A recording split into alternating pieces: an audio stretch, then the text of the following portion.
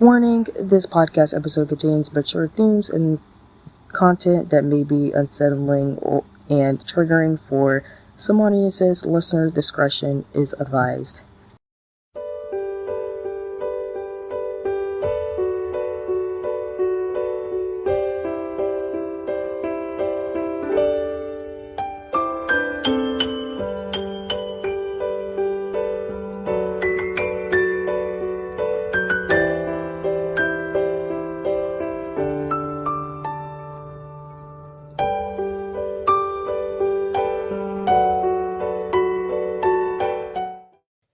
Hello, guys and dolls. Welcome back to the show, Conversations with Zalia. I'm your host, Zalia Lorraine.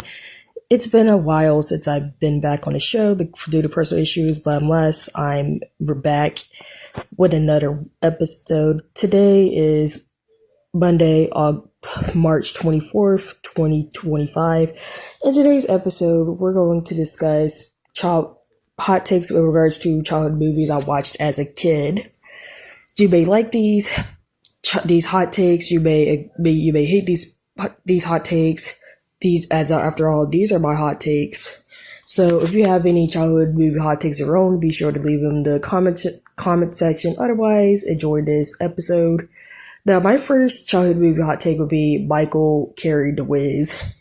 As we all know, Michael's first movie was Thewiz, which was an adaptation of the musical of the same name, which was pretty much, in so many words, a Black Wizard of Oz. And when Thewiz first came out in the late 70s, it didn't do well at the box office, though it has become a cult classic amongst the Black community. And recently, an article from The Root has brought some discourse in regards to Thewiz,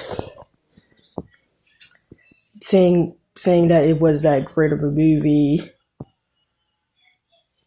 And come to think of it, the article is somewhat correct. The only reason why people watch that movie in the first place is to see Michael Jackson and the Black All-Star cast of well-known Black actors at the time, such as Nipsey Russell, Lena Horne, Diana Ross, etc. And speaking of Diana Ross was grossly undercast as Dorothy. Like, Diana Ross was pretty much the low point in the movie, but when I watched it as a kid and after when I watched it as an adult. And we all know why she got casted, because she pretty much brought Berry Gordy into casting her, even though the role was going to be casted to Stephanie Mills. And because of Diana Ross being casted, they had to change the Dorothy character from a young teenager to a school teacher. But yeah, Diana was the weakest link in Thewiz. The main reason why people watched Thewiz was because of Michael Jackson, and watching Michael's performance, can you really blame him? He did a great job as the Scarecrow, and I wish he could have done more movies, considering he would have been a great actor. And plus, if you really look at Thewiz, I can see why D.D. Conway, check out Shadow D.D. Conway, by the way. You can check out his channel and his video for top 5 horrible reboots, remakes, and sequels that should never happen. He stated, there are some people in the comment section that pretty much disagree with his opinion, but agreed to disagree with his opinion. He stated that he could see why Thewiz didn't do well at the box office. And if you look at it, he does have a point, considering that it's kind of somewhat of a boring movie, with the musical parts being the only good parts about the movie. And the movie having some scary parts like the poppy field scene, then the scene with Eveline. I can go on. But yeah, that's the end of my first hot take. MJ carried Thewiz. Then my second hot take is 2000's dance movie had trash dancing. Y'all remember in the 2000s where there was a fad of dance movies, namely of the hip hop style, like Save the Last Dance, Honey, the Step Up franchise, You Got Served, Stump the Yard, etc. Well, I used to watch some of these dance movies, half of those dance movies as a kid. But I only watched the first scenes of the first Step Up. Only watched a few minutes of Stump the Yard. It changed the channel when Breezy got killed off. Then I watched Save Last Dance and You Got Served as a kid on VHS. But something that I realized we're watching some of the scenes in the dance movies or watching reactions or reviews of these dance movies is that they really had some garbage dancing that we thought was cool. Like Sarah's hip hop / ballet dance fusion was corny and cringy and whack. Then some of the dance moves by Elgin and David's dance crew and You Got Served were including the one where the female dancers put their hoodies over the male dancers, which even as a kid I felt as cringe, whack. Like then even though I never watched Stump the Yard, I just watched a review of Stump the Yard. Then the crumping. The only cool dance parts in Stump the Yard was Chris Brown's dance parts, and after that, we get treated to an hour or so of a niche dance style, stepping or rubber stepping. But 2000s dance movies had a lot of garbage dancing, and I see better dancing in non-dance movies. Then hot take number 3. I know it will get a lot of people upset, even though we do have discussed this, is there was a lot of heavy colorism in Coming to America. Now, as we all know, Coming to America is a classic movie within the Black community, and a classic that I've watched since I was a kid. But we're going to have to acknowledge the elephant in the room here with Coming to America, and that was the color. Now, let me preface this with this statement. This is not me downing on Coming to America. This is me giving a critique of the movie, because how are you going to critique? You can critique like a movie and critique it at the same time. What's the point of even doing movie criticism? You can't critique it. But yeah, we have to acknowledge there is heavy colorism in Coming to America. First, in regards to the two female leads, or not to the two darker skinned female characters, which is Princess Imani and Patrice, Lisa's sister. Let's start off first with Princess Imani. Princess Imani is pretty much Akeem's arranged bride that Akeem doesn't want, because she's pretty much been raised and trained to be a doormat, essentially, and she spent, in her very short scene, she pretty much does crazy things on demand, like barking like a dog and harping like one-legged, making orangutan noises, which, considering, make of that what you will. And then there's Patrice, who gets even way more screen time than Princess Imani. Patrice, unlike her sister Lisa, is pretty much is not only promiscuous, but she also gives gold digger vibes. Which is seen when she starts dating Semi, because she believes that Semi is the prince, when in actuality it's Akeem. And when she finds out about this, she says, "How come she always get the good ones?" Which is a laughable scene, because her fact, she winds up everything. When this happened, pretty much the king scared Lisa away from wanting to be with Akeem, and she's just finding out that the dude she thought was the prince wasn't really the prince, but rather the servant. And while we don't get an update on Patrice in the sequel, which there has been there are some people that are divided with the sequel. Some said that the sequel was garbage. One group said that the sequel was good, which I'm only gonna say about that, since I never watched Thewiz. Any sequel to a movie that came out 30 something years ago, or a classic movie it's not going to be good, but I digress. When we were first introduced to Princess Imani, she's still somehow barking on one leg and barking and hopping on one leg for some reason. If it was asking what's so colorist about those characters, first off, Princess Imani is pretty much a doormat who does and says anything under if someone tells them to. That allows herself to be degraded. Then Patrice is pretty much a promiscuous woman / social climber, which is some of the character tropes that have been applied to black females in movies. And then you can argue that the colorism kind of got worse in Coming to America, seeing as how the sequel, by the way, seeing as how Leslie Jones, the mother of Akeem's illegitimate son, is portrayed. But yeah, there was heavy colorism in Coming to America, though that's not going to deter you from watching the movie again. But we still have to acknowledge that, since we can acknowledge that even the classic movies have problematic elements. But that's the end of my rant. Hot take number 4 has to do with 2 made-for-TV biopics about well-known influential black boy bands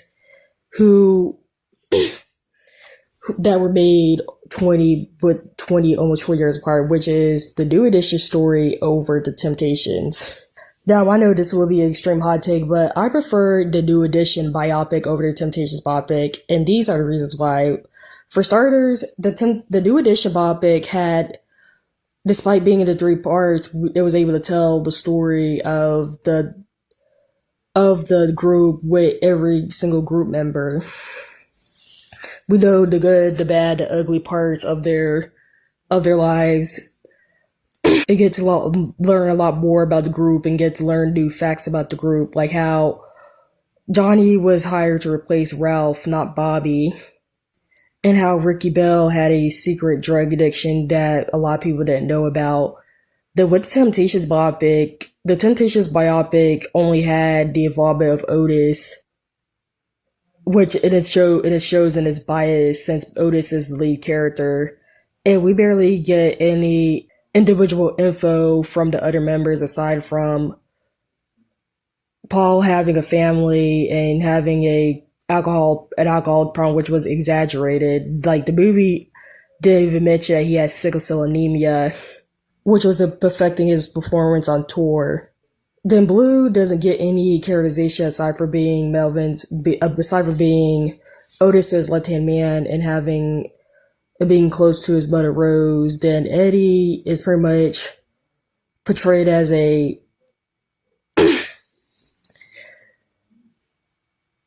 he's just there pretty much to take up for David and Paul. That we barely get any characterization. Like I said, we barely get any characterization on the other Temptations. The only Temptation we had a characterization on is Otis, who was also the only surviving Temptation. We see him get married to Josephine. We see him with his family. We see a lot of things under Otis's eye about Judicious story. We see the individual members and how they're close with their friends and families. It's especially in the childhood segment of the biopic. Then with the Temptations, you learn more from the unsongs of David and Eddie, which are on Peacock, than from the movie about the individual members' lives or doing research on them. Not to mention, this movie was produced by The Past Entertainment, which was the same production company behind the Jackson's American Dream, as there are a vocal minority that aren't fond of the American Dream to have portrayed Joseph, so make of it what you will. And the same movie also villainizes David, as my brother pointed out. Big MC as an all-out a-hole. In fact, wasn't the Temptations movie subject to lawsuit by the families of David, Josephine, and Mama Rose, because of how the inaccuracy of the movie. And the crazy part, and the fact that Mom Rose even sued the movie makes you wonder, hmm. But yeah, the New Edition story over the Temptations. If you disagree with that, link leave it in the comments. And then my fifth hot take is Charlie and the Chocolate Factory is very overhated. Charlie and the Chocolate Factory, for those wondering, is a 2005 Tim Burton directed movie starring Johnny Depp and Freddie Highmore. That's pretty much a remake of Willy Wonka the Chocolate Factory, which itself is adapted from Roald Dahl's book Charlie Chocolate Factory, except unlike the Wilder version, which I'm going to refer to the original movie, the the Burton version is pretty much more in line with the book. And for many years, there's been a lot of people crapping on the Burton version just to prop up with the prop up the Wilder version. Like you can like the original version, but not crap on the newer version. And I can see why people love the original because of Gene Wilder's performance and the fact that the kids aren't as mean spirited as they are in the newer version. But I do believe that the Burton version of the Chocolate Factory is super overhated. Like, don't get me wrong, there are some flaws and changes they did with the movie, which, like I said, it stated earlier, making the children, sans Charlie, more mean spirited, it but it doesn't deserve the hate it receives. And for the record, I do like both versions of the movie, though nowadays I prefer the older version. I don't hate the newer version because I grew up watching the newer version, but I just think that while I like the newer version, I didn't like how they characterized the kids in the newer version. And it's decent, and nowadays I think of it as decent slash mid. But yeah, the Burning Chocolate Factory gets way super too much hate, and that's my end of discussion. And then my next hot take is the 2000s was a very low point for black films, which is self-explanatory. Because if you're looking at 2000s, the only good black films that came out I could think of was good or decent black films I could think of that was Deliver Us from Eva, Drumline, Are We There Yet, Stump the Yard, the Medea movies, Precious, etc. Because looking at it from a critical stance, like the 2000s was kind of like oversaturated. The 2000s was kind of oversaturated with lowbrow black movies like Soul Plane, The Cookout, that holiday movie with Maurice Chestnut, Queen Latifah, that shares the same director as The Cookout. What's any Master P movie? And inversely, even though I'm talking about movies, by the way, the 2000s was like the last great decade for black shows, which I already discussed in my previous video, which you could check out. But yeah, the 2000s seemed to not be a good decade for black movies. And then my next hot take is every white savior movie is overrated. We all know that Hollywood has a thing of pretty much praising or singing the praises of movies with a white protagonist or white protagonist that pretty much helps the black slash minority characters or uplift them in some ways, like The Help, The Blind Side, Freedom Writers, Dangerous Minds, Hardball, Green Book. I can name a lot off the top of my head. And some of these movies, like The Help, only watched once or twice, and even then I was not fond of that movie, but then again, I'm not fond of those movies in general. Then The Blind Side, I watched that movie back in middle school, and even then, I always had an off feeling about that movie. More so now that we know that movie was pretty much full of lies. But yeah, a lot of these white savior movies are overrated. Like The Help, to me, is very overrated. Not to mention not to mention the movie, which is based on the book, downplays Skeeter's bigotry. Since the book depicts her as showing disgust for interethnic couples. And I really don't like how they push this white girl who grew up privileged as the savior for these poor black maids. Same thing with Hardball, even though Hardball was made in the early 2000s. And in the poster for Hardball, the two people in the posters is the teacher lady and Keanu Reeves, which pretty much submits this as a white savior movie. And then The Blind Side. Don't even get me started on the freaking Blind Side. That movie is super overrated, and it deserves the criticism it gets. The fact they made it seem as though this family took in this poor black kid out the kindness of his heart, only for the reveal that they literally put him on a conservatorship, even though he was not mentally incompetent or didn't have any mental issues, just so they could leech off him. That's really effed up. In white savior movies, they often tend to be based on a true story, so we have to be skeptical of what's true or what's false about these white savior movies. But yeah, white savior movies are overrated. I hope there's any more of them made in the future. And my last hot take is, so are trauma and black period piece films. Now, I know I'm going to get some people attacking me for this, but I am not a big fan of trauma and black period piece films, especially the ones that takes place during slavery civil rights. I would like to research, and that's just me being a super sensitive person, or be watching a lot of those trauma films in the past, as a child, like Rosewood, the original Roots, Mama Flora's Family, etc.